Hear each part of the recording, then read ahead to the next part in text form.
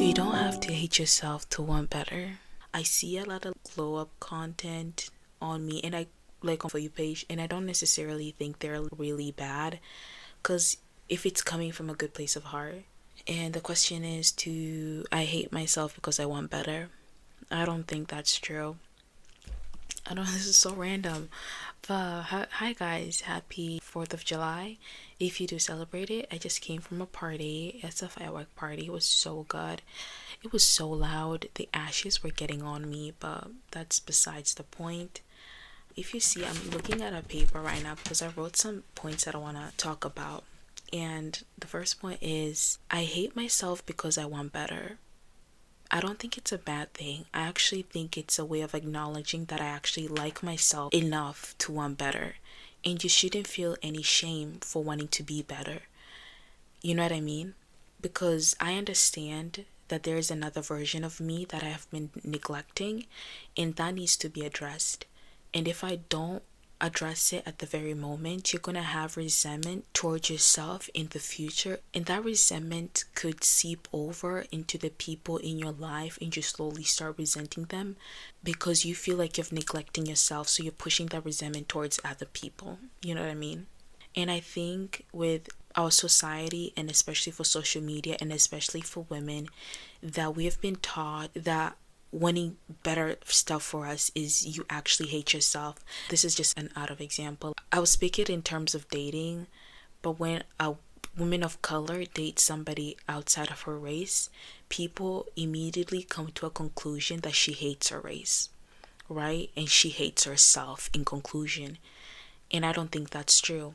Or when people want to glow up and they want to be prettier, they want to go to the gym and want a better life for themselves, a lot of people will start assuming that you hate yourself because of that.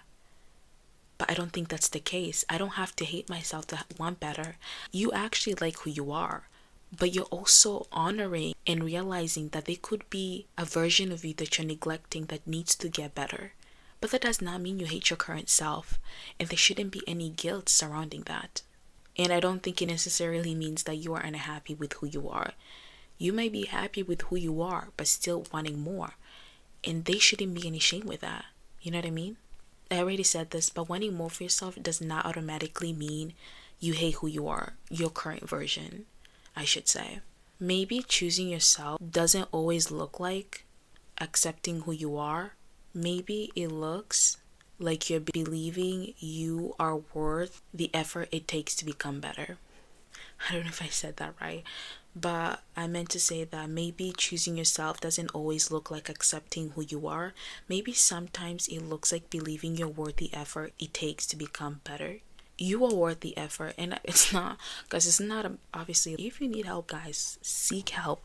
But this is not a mental health thing. I think it's a conversation about, I wouldn't say even glow up culture, because I don't really look up the glow up thing as a really bad thing.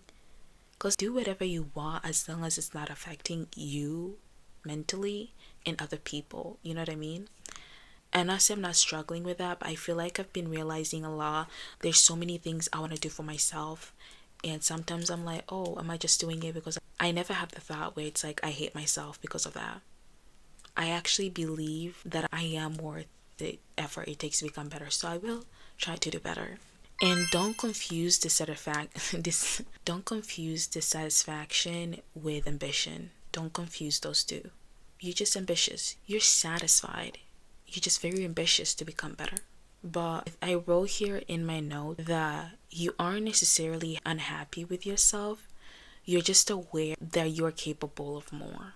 And better, it doesn't necessarily mean becoming prettier, becoming a new person. It's honoring the promises that you made to yourself. It's having a good routine that's sustainable for your life. It's learning how to create again. I always emphasize on people, especially women, learn how to create genuinely. Is learning when you need rest and living in a way that makes you proud. And you only can define what those ways mean to you in your own life and how they reflect in your life. And self-improvement should never come from shame, but it should always come from love. You shouldn't be ashamed of something that you want to change it. It should come from a place of love, Because the minute you start confusing self-improvement with hate, in those two combined together, is the minute you've lost the plot, and it genuinely gets to your head that you start thinking of the problem, you need to fix that. But it should genuinely come from a place of love, that you want something better for yourself. I will feel more confident if I do this, you know what I mean?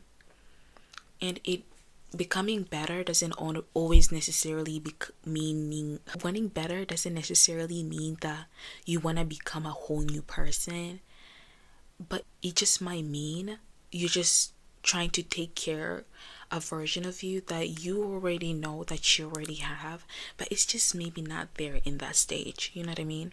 And I wrote this down as a affirmation to say for the last thing that I want to say. You're going to repeat after me for this one. I deserve to be treated well, and I deserve to put effort into my own life. One more time.